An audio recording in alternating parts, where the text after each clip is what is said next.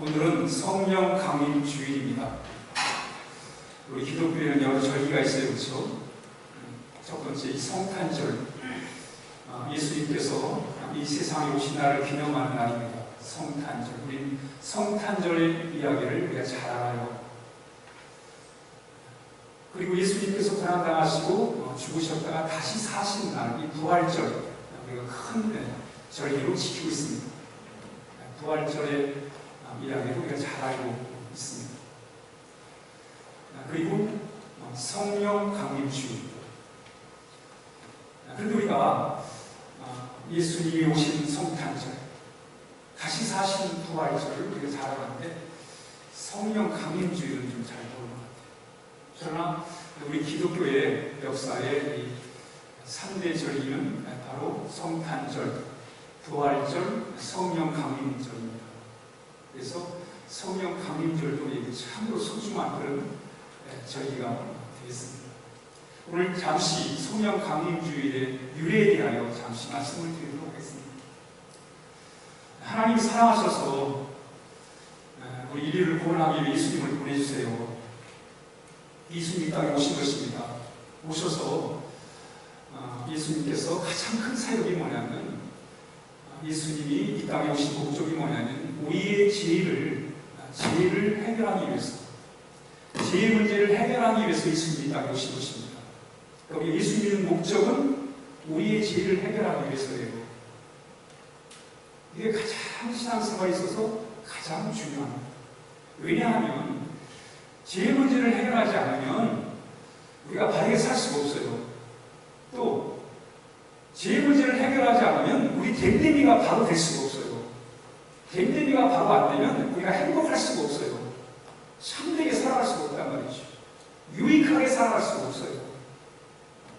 물론 세상 살아가는 데는 중요한 게 많지요. 경제, 먹고 사는 문제 참 중요합니다. 또 국방, 나라를 지키는 것도 참 중요하죠. 또 정치도 잘 해야 됩니다. 그러나 이것보다 더 중요한 이야기 뭐냐면 이 땅의 이 악의 문제를 해결해야 됩니다. 악의 문제를 해결하지 않으면 아무리 경제력, 아무리 국방력, 아무리 정치력 대단해도 나라가 망하는 거예요. 우리 로마를 통역에 잘 알잖아요. 로마는 당시에 최대의 국방력과 상대할 나라가 없었으니까 또 경제력과 또 정치력과 대단한 나라였어요. 근데 그 나라가 망하잖아요. 왜? 실패했어. 그 나라에 악이 들어가니까 망하는 거예요. 나라를 망하면 경제적 문제가 있을 수 있고 정치적 문제가 있을 수 있고 국방에 여러 가지 문제가 있을 수 있지만, 그러나 이 죄의 문제를 해결하지 않으면 나라가 튼튼하게 쓸 수가 없습니다. 하나님이 아신 거예요. 뭘 아셨냐면, 사람이 죄의 문제를 해결하지 않으면 행복할 수 없구나. 이걸 아시고 우리 예수님을 이 세상에 보내십니다. 그래서 우리의 지난날의 모든 죄를 다 청산하기 위해서 십자가에 죽으신 거예요. 그리고 다 이루었다, 다 해결했다, 이렇게 말씀을 하시고, 그리고 이제 십자가에 죽으시고 다시 사시게 됩니다. 그런 다음에 예수님께서 이제 부활 승천하시기 전에 제자들이 이런 얘기를 해요. 앞으로 내가 가면 보혜사 성령께서 오실 것이다. 하나님이 보혜사 성령을 보내주시게 될 거다. 그러니 예루살렘을 떠나지 말고 보혜사 성령이 이제 임하실 때까지 한 자리에 모여서 기도하라고 이렇게 부탁을 하세요. 이때 제자들과 예수님을 믿는 사람들이 그 마가의 다락방에 모여가지고 그 모인 숫자가 120명인데 그 120명이 같이 뜨겁게 그 성령의 임재를 사모하며 합심에 기도를 했어요. 그럼 기도한 날이 한 열흘쯤 됐을 때 오순절이 됐는데 그날에 성령이 120명 각 사람 위에 임하게 됩니다. 그리고 그래서 교회가 세워지고 그 교회를 통해서 복음이 이 세상에 전파하게 됩니다. 그래서 성령이 강림하신 날, 이 성령 강림주일은 우리에게 참으로 뜻깊고 정말 소중한 그런 절기가 되겠습니다.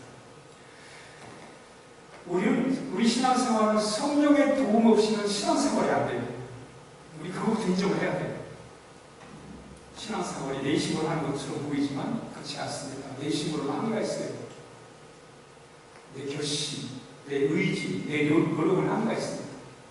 한계에 부딪힐 때마다 갈등하고 믿음의 힘을 품게 되고 이러지요. 그렇기 때문에 우리는 이 성령의 도우심이 없이는 신앙생활을 제대로 할 수가 없습니다.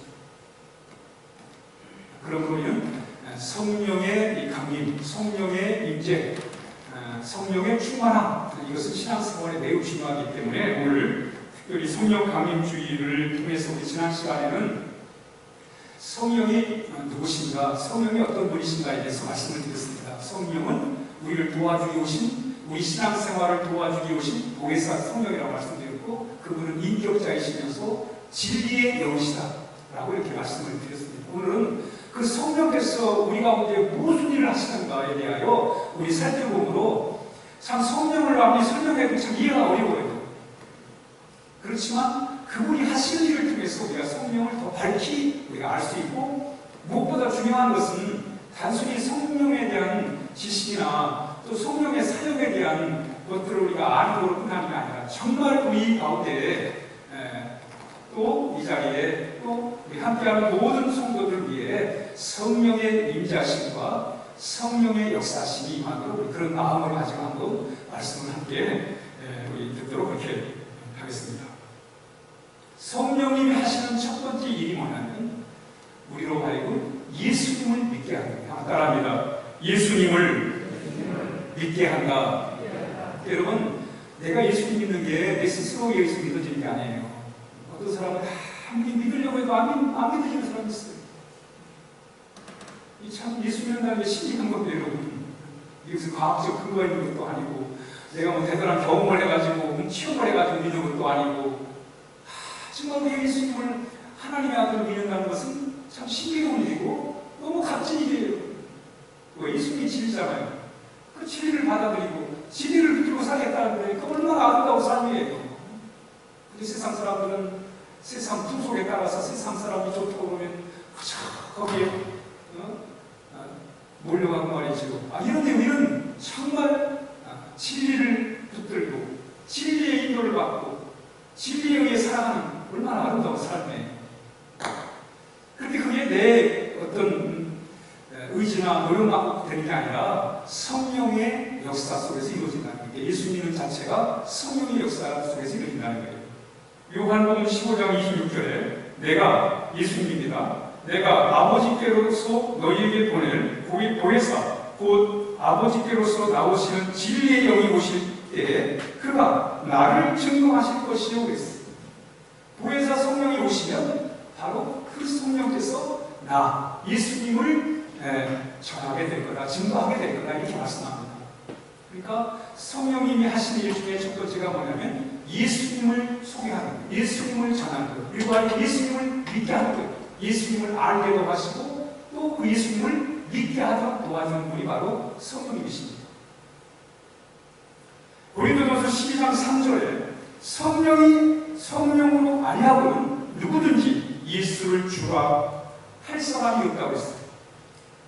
내가 성령을 이루어가지고 예수님에 대해서 알 수 있죠. 그렇죠? 예수님이 이런 분이구나. 33년을 사셨고 고향이 나사렛이고 또 이런 지식을 우리가 알 수 있지만 그 예수님을 정말 내 삶의 주인으로 그분이 내 죄를 다 충성하셨고 이제는 더 이상 내가 주인 되어 사는 게 아니라 그분이 내 삶의 주인 되어야 내가 바르게 살 수 있고 신있게 살 수 있고 가치 있게 존경하게 살 수 있다는 사실을 인정하고 그 예수님을 이제는 내 삶의 주인으로 모시는 일, 이걸 바로 성령께서 도와주셔야 된다는 거예요.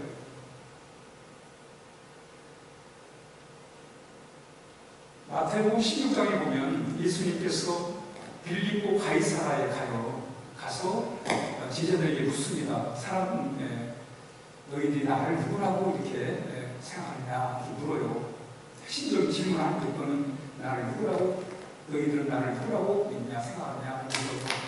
이때 베드로가 이렇게 대답합니다. 주는 그리스도시요 살아계신 하나님의 아들입니다. 이렇게 말할 때 예수님께서 베드로를 향해서 하시는 말씀이 네가 복되다. 이걸 알게 하는 것은 네 지식이 아니라 이 상식, 네 지식이 이걸 알게 하는 게 아니라 바로 하늘에 계신 아버지께서 알게 하십니다. 이렇게 말씀한다.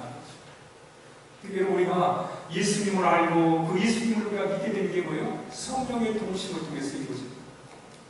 그러니까 우리가 참 성령의 역사하심은 신비로워요. 저 사람은 아무리 생각해봐도 예수님을 믿지 않을 것 같은데 오늘날 예수님을 믿는 거예요. 이 인간의 의해서라면, 인간의 노력에 의해서라면 노력을 많이 하면 다 사람들이 잘 믿겠지요. 그러나 이게 인간의 노력에 한계가 있고 성령께서 역사하셔야 그 일을 믿게 된다는 거예요. 그런 거면 성령님을 믿는 거예요. 우리 가족이 구원받는 날을 우리가 성령의 능력이, 성령의 역사하시는 우리가 믿기에 우리 가족, 온 가족이 다 예수 믿기를 우리가 기도해야 할 것입니다. 왜냐하면 성령께서 예수님을 믿게 하시기 때문에 그렇습니다. 첫 번째 성령이 하신 일은 바로 우리로 하여금, 또 사람들로 하여금 예수를 믿게 하는 일을 하신다라는 거예요. 둘째로 성령님은 우리를 도와주시는 분이세요. 도와주시는 분. 요한복음 14장 16절에 내가 아버지께 구하겠으니 그가 또 다른 보혜사를 너희에게 주사 영원토록 너희와 함께 있게 하리라 했습니다. 우리 지난 시간에 말씀드렸습니다만 성령님은 보혜사예요. 보혜사. 보혜사라는 말은 우리 곁에서 우리를 도와주는 분이라는 거예요. 우리 성령의 도움 없이는 우리가 신앙생활을 우리가 바로 할 수가 없습니다. 우리 늘 성령의 도우심을 우리가 받아야 해요. 첫 번째, 성령님은 우리를 가르치세요. 가르치는 것으로 우리를 도와주세요.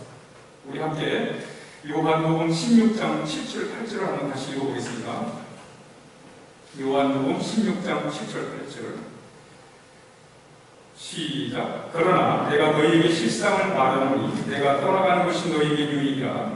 내가 떠나가지 아니하면 보혜사가 너희에게로 오지 아니할 것이고 가면 내가 그를 너희에게로 보내리니 그가 와서 죄에 대하여 의에 대하여 심판에 대하여 세상을 책망하시라 했습니다.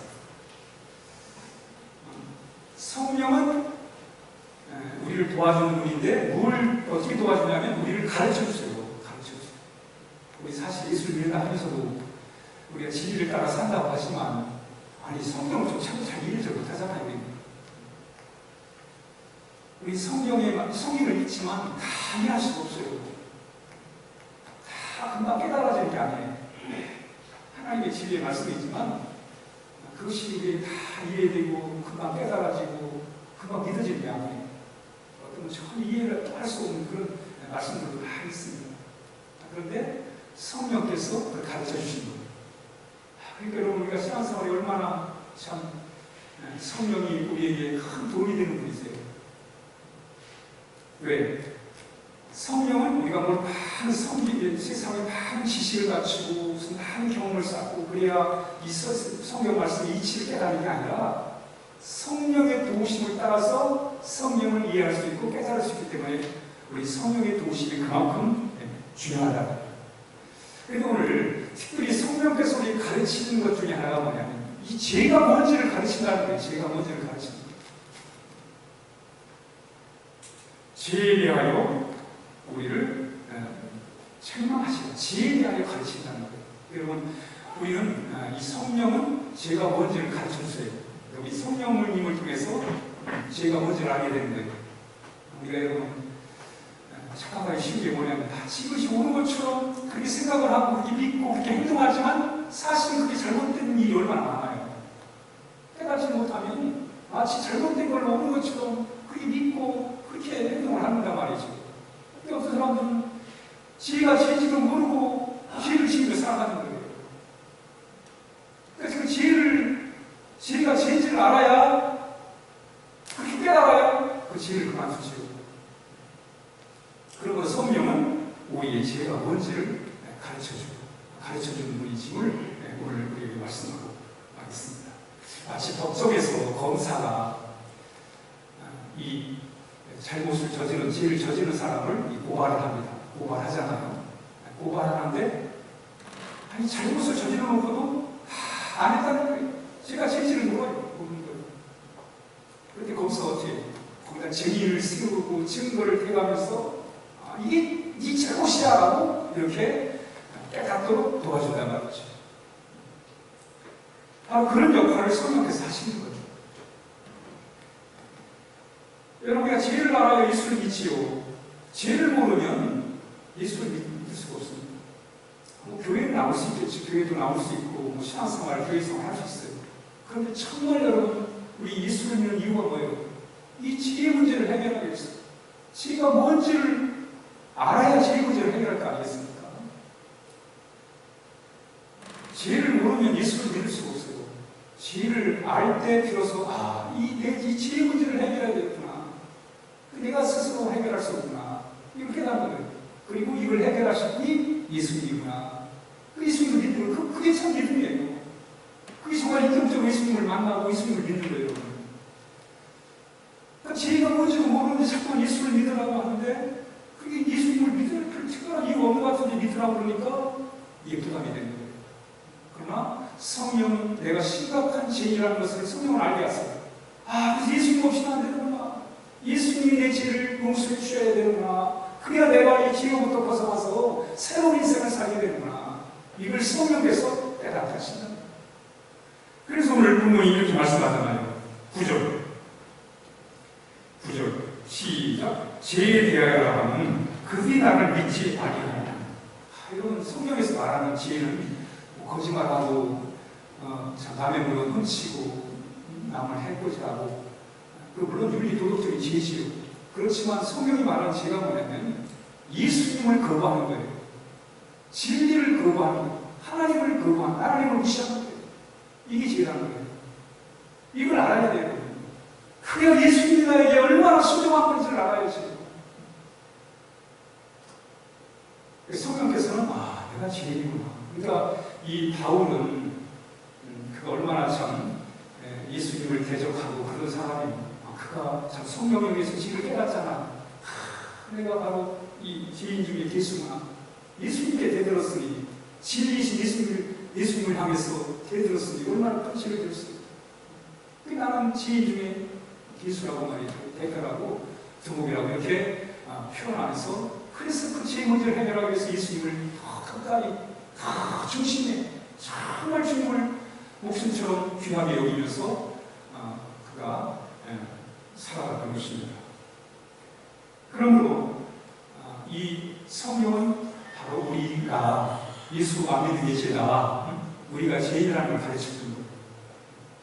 그리고 또 하나가 있는 게 뭐냐면, 한번 같이 10절 시작. 의에 되어라면 내가 아버지께로 가니 너희가 다시 나를 보지 못하니.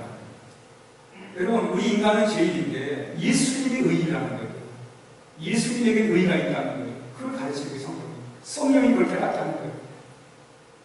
근데 우리가 성령의 인도를 받지 못한 사람들은, 세상 사람들은 그래서 내가 의인이라고 생각하는 사람은 내가 남보다 안 낫다, 내가 남과 비교해서 흠잡을 게 없다, 이런 자신이 스스로 자신이 의인이라고 하는 생각을 하고 살아가요. 예수님 필요 없지요. 예수님 믿을 이유가 없지요. 그래서 성령이 그걸 깨닫게 하시는 거예요. 내가 이 참 큰 죄이구나. 예수를 거부하고 예수를 안 믿는 게 죄이구나. 죄가 여기서부터 발달되는구나. 그렇지, 제가 알기로는 내 마음대로 살려고 하다 보니까 결국은 그게 문제를 발생한 거잖아. 하나님을 거부하고. 우리가 사실 각자는 내 마음대로 살고 싶잖아요. 내가 하고 싶은 대로 내 마음대로 살고 싶지만, 내 마음대로 한다고 해보면 잘 살아집니까? 바르게 살아져요? 그렇지 않습니다. 내 마음대로 살면 지혜질 확률이 낮습니다. 내가 하고 싶은 대로 하면 얼마나 행복할까? 그렇지 않습니다. 내가 참 인생이라는 게 참 묘해가지고, 내가 하고 싶은 내 것들 다 세상에 따라주면 내가 행복하고 할 것 같지요? 아닙니다. 지혜질 확률이 훨씬 많아요. 그런 우리는 바로 우리가 예수님을 우리가 그래서 믿고 예수님의 인도를 우리가 그래서 받는 것입니다. 성령이 뭘 가르치냐면 바로 나는 죄인이다. 그리고 예수님도 의인이다. 그 예수님이 나를 구원할 분은 예수님밖에 없다. 아멘. 이걸 성령이 깨닫게 하신다니까. 이 진리를 깨닫게 하신다니까요. 그래서 이 진리를 깨닫고, 그렇다, 맞다. 예수님을 내 마음에 그동안 내가 내 인생의 주인 되어가고 살다 보니까 걱정도 많고 염려도 많고 늘 불안하고 괴로운 일이 많고, 그런데 예수님이 나를 위해 생명을 내어주신 그 예수님을 내 삶의 주인으로 모실 때 내 염려와 걱정은 그분 앞에 맡기고 불안을 그분을 의지하도록 위로받고 힘없고 능력을 얻어가지고 이렇게 살아다 보니까 야, 예수님이 이랬으면 좋구나. 세상 따라갈 필요도 없고 그저 주님 진리의 말씀 듣고 사는 데니까 남과 비교하면서 거기다가 마음 상할 것도 없고. 왜? 하나님이 내 삶의 주인이신데, 하나님이 내 인생을 책임지시는데 세상에 못 배울 게 있고 뭘 따라갈 게 있어요. 이런 마음으로 우리가 살도록 도와주는 게 뭐예요? 성령께서 그런 일을 하시게 된다는 것입니다. 성령은 우리를 이렇게 가르쳐주세요. 그러면서 여기 10절, 11절 시작. 심판에 대하여 하면 이 세상 임금이 심판을 받았습니다. 여러분, 악은 결국 망하는 거예요. 아무리 큰 높은 권력이 할지라도 그 권력 안에 악이 들어가 있으면 그거 망하는 거예요. 여러분, 바벨론에 그 바벨론을 느부갓네살이 바벨을 세우잖아요. 그리고 벨사살 때 나라가 망해요. 왜 망했어요? 하나님 거역하다가. 하나님 거역하는 게 악이에요. 그 악이 들어가면 나라가 망하는 거예요. 악한 세력은 그게 경제적인 세력이든 정치적인 세력이든 어떤 세력이든 악한 세력은 하나님이 심판하신다. 오늘 본문이 말씀하자면 심판에 대하여는 이 세상 임금이 심판을 받았습니다. 여러분, 천하에 아무리 대단한 권력, 경제력이 할지라도 거기에 악이 들어가면 하나님의 심판이 대상이 되면 하나님이 아무리 여러분 사탄이 힘이 있고 마귀가 대단한 능력이 있어도 하나님이 남아시겠다는 거죠. 이걸 성령이 우리를 깨닫게 하는 거예요. 여러분, 세상의 권력과 이 경제력과 이 얼마나 대단한 인기, 얼마나 대단한 힘이에요. 그러나 그곳에 악이 들어가면 다 심판의 대상이 된다는 거예요. 그게 여러분 부활도 없어요. 세상 것은. 세상의 권력도 힘도 능력도 의심 갖고 살면 참 세상 편하게 살 수 있고 당당하게 살 수 있고 좋을 것 같지만 다 망하는 거예요. 권력자들이 이걸 알아야 되는 거예요. 하나님의 심판은 항상 내 앞에 있다. 내가 잘못하면 하나님이 심판하신다는 것을 알아야 돼. 알아야 돼. 권력이 마냥 좋은 게 아니지. 심판의 대상이 될 수 있습니다. 그걸 깨닫게 하시는 성령께서 그것을 깨닫게 하신다. 요한복음 14장 26절에 보혜사 곧 아버지께서 내 이름으로 보내실 성령 그가 너희에게 모든 것을 가르치시고 내가 너희에게 말하는 모든 것을 생각나게 하시리라. 한 번은 제자들이 복음을 전하다가 참 복음 전할 때 얼마나 핍박도 많고 어려움도 많습니까? 참 곤란하게 하는 일들이 얼마나 많아요. 이때 예수님께서 그런 말씀을 하세요. 사람들이 너희를 끌어다가 넘겨줄 때 무슨 말을 할까 미리 염려하지 마라. 무엇이든지 그때 너희에게 주시는 그 말을 하라. 말하는 이는 너희가 아니요 성령이라 했어요. 여러분, 우리가 곤란한 믿음 생활하면서 또 복음 전하다가 곤란한 일을 만나면 그것 때문에 염려하지 마라. 왜? 성령께서 도와주신다는 거예요. 그러니까 여러분, 우리가 그래서 한심하게 복음 전할 수 있는 거예요. 내 모든 지혜가만 갖고 되는 게 아니라 성령이 그때기 때마다 우리를 도와준다는 거죠. 우리 입을 치워가고 살아야 돼요. 성령이 우리 삶 가운데 얼마나 가까이에서 나를 도와주시는가를 늘 우리가 경험하고 체험하고 살아야 할 것입니다. 성령이 요한복음 16장 13절에 그러나 진리의 영이 오시면 그가 너희를 모든 진리 가운데로 인도하시니 그가 스스로 말하지 않고 오직 들은 것을 말하며 장래를 너희에게 알리라. 성령께서 우리를 가르쳐 주시고 우리를 지도해 주시고 우리를 이끌어 주시는데 항상 진리 가운데 우리를 이끌어 주심으로 우리를 도와주시는 분이십니다. 뿐만 아니라 성령이 우리를 거듭나게 하세요. 우리를 새롭게 거듭나게. 여러분, 사람 마음 바뀌는 게 참 어렵잖아요. 내가 내 마음을 좀 바꿨으면 좋겠는데, 이 묵은 마음을 좀 버리고 새로운 마음을 갖고 살면 참 좋겠는데, 이게 지금 안 되잖아요. 그러나 나는 할 수 없지만 성령께서 도와주시면 할 수가 있는 것입니다. 우리 그걸 믿는 거예요. 성령의 도우심을 믿는 거예요. 성령이 역사하시면 내가 새롭게 거듭날 수 있다는 것을 말씀합니다. 예수께서 대답하여 이르시되 진실로 진실로 내게 이르노니 사람이 물과 성령으로 나지 아니하면 하나님 나라에 들어갈 수 없는 줄 알았어요. 우리는 성령을 통해서 우리가 새롭게 거듭나는 그런 놀라운 체험을 우리가 할 수가 있습니다. 우리 성령은 바로 우리를 거듭나게 하시는 분이기 때문에 그렇다. 여러분, 우리가 거듭나면 몇 가지 특징이 있어요. 사도 요한일서에서 그 거듭난 사람들의 특징을 몇 가지를 소개합니다. 우리 한번 잘 집중해서 한번 들어보시기 바랍니다. 사도 요한이 요한일서에서 거듭난 사람의 특징, 첫 번째가 요한일서 5장 1절에 예수께서 그리스도이심을 믿는 자마다 하나님께로부터 난 자니 또한 나으신 이를 사랑하는 자마다 그에게서 난 자를 사랑한다 했어요. 여러분, 내가 거듭났나 안 거듭났나를 우리가 스스로 우리가 평가할 수 있어요. 그게 뭐냐면 내가 정말 거듭난 사람은 주님을 사랑한다. 주님이 좋고 주와 함께하는 게 좋고 그래서 주님과 대화하는 기도가 좋고 말이죠. 주님의 이름을 부르는 찬양이 좋고 주님을 사랑하는 거예요. 그 거듭난 사람이 하는 일이 뭐냐면 주님을 더욱 사랑하는 거예요. 두 번째, 요한일서 3장 9절에 하나님께로부터 난 자마다 죄를 짓지 아니하나니 이는 하나님의 씨가 그 속에 거함이요 그도 범죄하지 못하는 것은 하나님께로부터 났음이라 했어요. 여러분, 거듭난 사람은 습관적인 죄를 짓지 않아요. 반복해서 똑같은 죄를 짓지 않습니다. 거듭난 사람은. 물론 우리 약하기 때문에 또 넘어질 때도 있고 유혹에 빠질 때도 있겠지요. 그러나 바로 이 거듭난 사람은 습관적인 죄를 반복해서 짓지 않는다.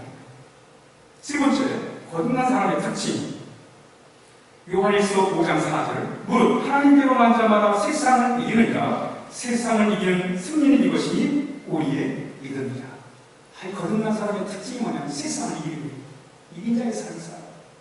여러분, 우리는 늘 세상의 잣대가 얼마나 많아요. 그래, 조그만 좀 어려운 문제가 만나면 금방 내 안에 원망이 생기고 불평이 생기고 이러잖아요.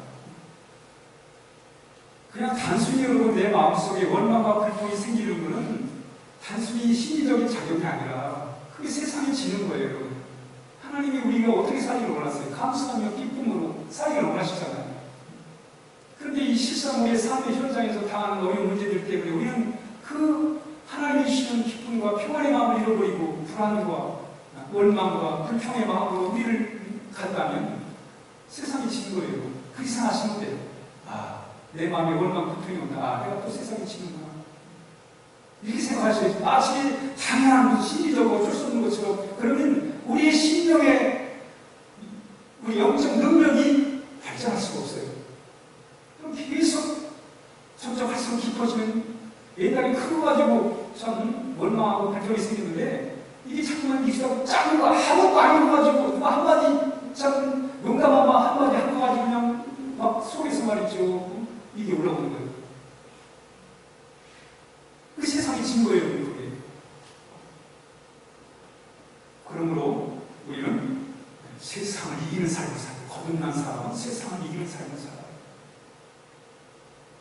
성령님, 우리의 기도를 도와주세요, 기도. 우리가 잘하는 말씀이죠. 이와 같이 성령도 변화감을 보시나니, 우리 마땅히 기도할 바를 알지 못하나, 우리 성령이 말할 수 없는 간식으로 우리를 위하여 친히 간구하시니 여러분, 성령이 도와주는 것 중에 하나가 뭐냐면 우리의 기도를 도와줘요. 여러분, 어떤 때는 우리가 기도할 마음이 아무도 없을 때가 없어요. 기도가 안 되고 말이죠. 기도할 마음 정치가 없을 때가 있잖아요. 너무 낙심해 있거나 그럴 때 성령께서 우리를 하여금 기도할 수 있는 마음도 주시고 또 기도할 내용도 가르쳐 주시고 우리의 기도를 이끌어 가신단 말이죠. 그래서 성령은 기도할 때 감동도 주시고 능력도 주시고 확신도 주십니다. 성령의 우리가 도우심을 늘 바라야 됩니다. 그러면서 성령이 하시는 일 많이 있지만 그 중에 하나가 뭐냐면 성령은 하나 되게 하세요. 성령이 하나 되게 하세요. 이게 참 교회가 성령을 받아요. 우리 교인들이 성령을 받아야 될 이유 중에 하나가 뭐냐면 하나 되게 하신다. 우리 모든 가족 식구들이 다 성령을 받아야 돼요. 그래야 성령을 받으면 우리 가족 식구가 하나가 될 수 있어요. 우리 생각이 다르고 행동이 다르고 의견이 다르고 방법이 다르고, 그래서 이게 같이 맞춰 살 수가 없는 그런 상황에서 성령이 임할 때 바로 우리 같이 이렇게 하나가 돼가지고 살아갈 수 있는 역사가 나타납니다. 아멘. 성령을 우리가 성령의 임재하시고 성령을 우리가 사모해야 돼. 왜? 하나 되게 살아간다는. 여러분, 이거 결혼해놓고 남남처럼 사는 사람이 얼마나 많아요. 참. 하나가 되지 못해가지고. 이런 가정에 성령이 임할 때, 부모와 자식이 하나 되는 그 역사가 임합니다. 다 함께 성령을 받아야 돼. 한 사람, 한두 사람부터 시작해가지고 다 우리 가정이 성령의 충만함을 받을 때 그건 하나가 됩니다. 여러분, 예루살렘 교회를 보십시오. 예루살렘 교회는 다 각각이에요. 각각 사람이에요. 서로 낯선 사람들이에요. 각처에서 왔어요. 각처에서. 이게 무슨 한 지방이 아니라 각 나라가 다르고 지역이 다른 사람들이 모인 거예요. 얼마나 불편하겠어요. 그렇죠? 각지에서 왔으니까. 여러분, 예를 들어 우리가 아프리카에 가는데 거기에 아프리카, 유럽, 오세아니아, 여러 나라 사람들이 와봐요. 그거 얼마나 불편해요. 이질감이 생기잖아요. 다르죠. 생긴 것도 다르죠. 먹는 것도 다르죠. 얼마나 이질감이 생겨요.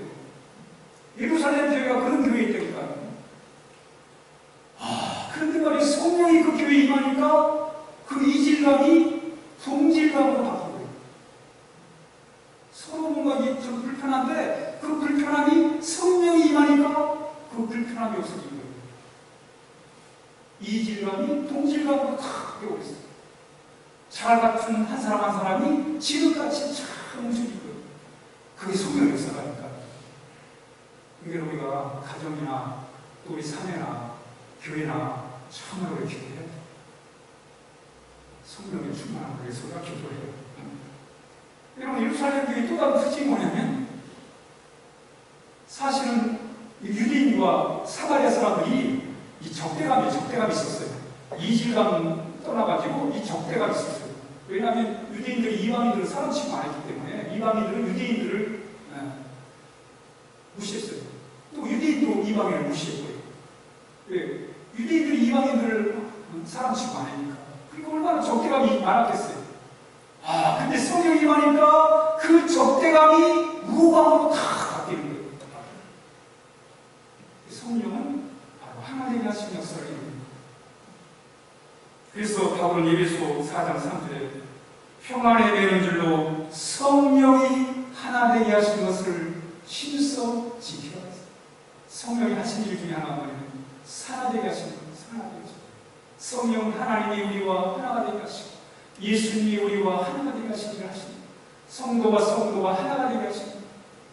사실 우리가 알고 나면 우리 서로 여러분 소중한 사람들이잖아요. 이 70억, 이 땅에 70억이 한번 살다 갑니다. 한 세대를 한 70억이 함께 살다 가는 거예요. 70억 중에 여러분 내 주변에 같이 함께 오래 살다 간 사람이 몇 사람이라고 해요. 그렇게 따지면 정말 내 옆에 있는 분들은 정말 마음에 들든 안 들든 소중한 사람들은 틀림없는 거예요.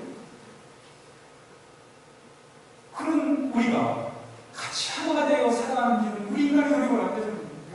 우리 노력을 했더니 되는 게 아니에요. 가정에서 한두 사람이 노력하고 되는 게 아니잖아요. 정말 성령께서 도와주셔서 성령이 임하여서 그 같은 성령, 한 성령을 받을 때 그 성령이 우리를 모래 같은 우리를 지붕처럼 차처럼 우리를 묶어주시고 성령이 하신 일이에요. 근데 신앙생활을 내식으로 하지 말라고 하려고 하지 마시고 성령을 다하고 도움을 구하시는 거예요. 그게 되겠어? 성경은 분명히 말합니다. 믿음대로 된다. 아멘? 믿음대로 되는 거예요, 여러분. 하나님이 살아계시고 예수님 우리를 십자가에 죽으셨고 성령이 우리를 도와주세요. 믿음대로 되는 거예요. 여러분, 성령은 우리를 위로해 주세요. 말할 수 없는 간식으로 기도를 도와줄 뿐만 아니라 사도행전 9장 32절에 그리하여 온 유대와 갈릴리와 사마리아 온 교회가 편안히 든든히 소하고 주를 경외함과 성령의 위로로 진행하여 수박 도와드렸어요. 성령은 또 위로자였어요. 여러분, 우리가 살 때 참 삶이 외롭고 고독할 때가 얼마나 많아요. 신앙생활도 마찬가지죠. 여러분, 우리가 예수 믿는다고 해가지고 하나님의 자녀가 됐다고 해가지고 우리가 세상을 이기는 사람이 아니잖아요. 우리 여전히 약해요. 여러분, 내가 구원받았어도 하나님의 자녀가 되었어도 우리 여전히 약해요. 세상 가운데 우리 약한 존재예요. 세상을 이길 수가 없어요. 지혜를 이기지 못합니다. 이 원수 사탄을 상대할 수가 없어요. 우리 힘으로. 그럼 우리는 성령의 도우심이 필요합니다. 근데 우리가 세상에 살다가 상처받고 우리 마음이 참 갈기갈기 찢어질 때 우리 성령께서 우리를 만져주시고 우리를 도와주신단 말이죠. 성령이 우리를 이렇게 도와주세요. 성령은 또한 복음을 전하도록 하신 거예요. 복음을 전하도록. 그러니까 여러분, 교회가 복음을 전하는 능력은 성령께서 하신 거예요. 사도행전이 성령 행전이에요. 사도행전이 뭐예요? 복음 전한 이야기를 기록하고 있잖아요. 그 복음이 어떻게 전파됐어요? 바울이 어떻게 1, 3, 4, 4절 저절까지 했습니까? 성령에 의하여. 성령에 의하여 복음이 이렇게 전파됩니다. 그러면서 이제까지 성령이 하신 일에 대해서 말씀을 쭉 드렸습니다. 성령이 참 이렇게 좋으신 분이시고 또 성령이 이렇게 우리 신앙생활에 참 필요한 분이라는 우리가 알았습니다. 그렇다면 중요한 것은 어떻게 하면 그 성령과 함께하는 신앙생활을 할 수 있을까? 그 방법에 대해 잠시 말씀을 드리도록 그렇게 하겠습니다. 이 사도행전에 성령 충만이라는 말, 이 단어가 7번이 나와요. 그만큼 성령 충만은 중요한 신앙생활이에요. 사도행전의 역사를 가만히 보면 성령의 인도하심을 통해서 이렇게 배워가는 것을 볼 수 있습니다. 성령은 하나님의 거룩한 영이에요. 그 성령을 받아야 내가 하나님의 자녀가 되는 것이고 하나님을 아버지라고 우리가 부를 수가 있습니다. 우리 그 성령에 의하여 우리가 신앙생활을 우리가 해나가야 하는데 이 성령 충만은 단순히 어떤 감정적으로 뭔가 내 마음이 막 뜨거워지고 뭐 이런 체험도 있어요. 있지만 성령 충만을 꼭 이런 식으로 무슨 감정, 심리적으로 우리가 꼭 연결될 게 아니라 성령은 꼭 무슨 평안, 기쁨으로 느끼는 것만 우리가 생각할 것이 아니라 성령 충만은 무익한 사람이 유익한 사람이 되는 거예요. 그게 성령 충만이에요. 바울이 빌레몬에게 편지하면서 오네시모를 얘기하잖아요. 그 오네시모에 대해 전에는 사람이 무익한 사람이었다. 정말 쓸모없는 사람들에게 해를 끼치는 사람이었다. 그런데 그가 예수를 믿어가지고 이제는 유익한 사람이 됐단 말이죠. 여러분, 성령 충만이라는 뭐냐? 유익한 사람이 되는 거예요. 쉽게 얘기하면 성령 충만은 덕을 갖추게 됩니다. 덕을 갖추는, 예수님의 덕을 갖추는 삶을 우리가 이렇게 경험하게 된 것입니다. 그래서 우리가 어떻게 이 덕을 갖추면요 사람이 행복한 존재가 되는 거예요. 이게 성령 충만, 행복하다. 내가 행복한 존재, 그러니까 무슨 느낌, 감정에 의해서 행복하다라는 게 아니라 내 됨됨이 자체가 행복한 사람이 되는 거예요. 행복한 존재가 되는 거예요. 어떻게? 성령으로 거듭나고 새롭게 변화돼가지고 내가 새로운 존재가 되는 거예요. 의지적인 어떤 감정을 느끼는 게 아니라. 저들 기도하면서 하나님 나라와 유익한 존재, 행복한 됨됨이, 행복한 존재가 되게 해주십시오. 내가 이런 행복한 존재가 되지 않으면 나는 진짜 행복할 수 없기 때문에 그렇다는 거죠. 우리 기도하면서 우리 자신을 돌아보는 거예요. 정말 나는 행복한 존재인데 됨됨이가 행복한 존재예요. 그러면서 성령의 도우심을 통해서 내가 늘 행복한 존재가 되도록. 여러분, 기도하다 보면 내 모습이 보여요, 여러분. 내 모습이 보인다니까요. 내 모습을 보면서 내가 행복한 존재가 되기 위해서 어떻게 될 것인가? 이 말씀에 비추어서 하나님 우리에게 보여주세요. 그래서 정말 내가 행복한 덕스러운 행복한 존재가 되는 것을 사모하고 그래야 진짜 행복할 수 있으니까 가끔가다 감정의 변화에 의해서 행복해지는 게 아니라 정말 나의 존재가 성령을 통해 새롭게 변화될 때 우리 정말 행복한 그런 존재가 될 수가 있다는 거죠. 그래서 오늘 시간에 토레이 박사가 그 성령 충만 받는 비결 몇 가지 소개하고 마치겠습니다. 첫째는 우리가 성령 충만함을 위해서 내가 주인 되면 안 돼요. 우리 예수님께서 내 삶의 주인 되시도록 해야 돼요. 그게 성령 충만의 비결입니다. 여전히 내 기분이, 내 감정이 주인 되어버리면 성령 충만을 경험할 수가 없어요. 우리 주님, 나의 연약함을 인정합니다. 나의 한계를 고백합니다. 나의 부족함을 주님 앞에 아립니다. 주님이 내 삶의 주인 되어 주십시오. 이렇게 자신을 내려놓고 우리 주님이 내 삶의 주인 되어 내 기분이 중심이 아니라 우리 주님이 내 삶의 중심이 되어 주십시오. 이렇게 고백을 해야 돼요. 그게 싫지. 예수님이 내 삶의 주인 되도록 그렇게 하셔야 돼요. 그래서 어떤 일이 내 마음에 안 들어가지고 마음이 상했을 때 사실 주님이 주인이시면 내가 상할 필요가 없는 거예요. 내가 주인 되다 보니까 이게 마음이 내 뜻대로 안 되니까 마음이 상한 거야. 이럴 때 헤딩기도 하면 주님이 주인 되셔서 이 문제에 대하여 내 마음이 상하지 않게 주님이 주인 되어 주십시오. 내가 주인 되다 보니까 또 마음이 상해가지고 이러고 있습니다. 이렇게 주님이 내 삶의 주인 되도록 이렇게 우리가 고백하고 그렇게 믿고 또 하나는 우리가 늘 성령 지혜와 상관이 없는 분이십니다. 우리가 지혜를 많고는 성령 충만할 수가 없죠. 그건 잘못된 거죠. 이단들은 그렇게 했어요. 오늘은 못된 짓 다 하면 성령 충만하다고 이렇게 말할 수 있어요. 성령은 바로 거룩하신 분이세요. 그래서 늘 회개를 해요. 우리 완벽하지 않잖아요. 얼마나 흠이 많습니까? 그러니까 회개를 하는 거죠. 우리 늘 하나님 앞에 회개를 하는 거예요. 내가 안 좋은 마음을 가졌습니다. 안 좋은 생각을 했습니다. 안 좋은 행동을 했습니다. 용서해 주십시오. 이렇게 하면서 그때마다 예수님을 의지함으로 죄를 씻어내고 해결을 해야 돼요. 그럴 때 우리 성령 충만은 거기서 경험하게 돼요. 뿐만 아니라 우리 늘 하나님의 말씀에 순종하고 하나님 말씀대로 살아가는 것을 자랑으로 삼고 긍지로 삼아야 돼요. 하나님 말씀에 순종합니다. 그러면서 우리가 하나님께서 성령 충만함을 주신 것을 믿는 줄 믿어야 돼요. 그게 중요해요. 하나님은 나에게 성령 충만함을 주셔서 그래서 정말 내가 이제는 예수님을 철저히 내 삶의 주인으로 모시고 또 회개하고 말씀에 순종하고 이렇게 나갈 때 하나님은 반드시 나에게 성령 충만함을 주실 것이다. 성령이 나를 가르쳐 주시고 나를 새롭게 피조물을 만들어 줄 것이고 내 기도를 도와줄 것이고 내 마음을 하나로 묶어줄 것이고 그런 믿음을 가지고 우리 하나님 앞에 확신을 가지고 기도할 때 하나님의 역사가 일어나게 된 것입니다.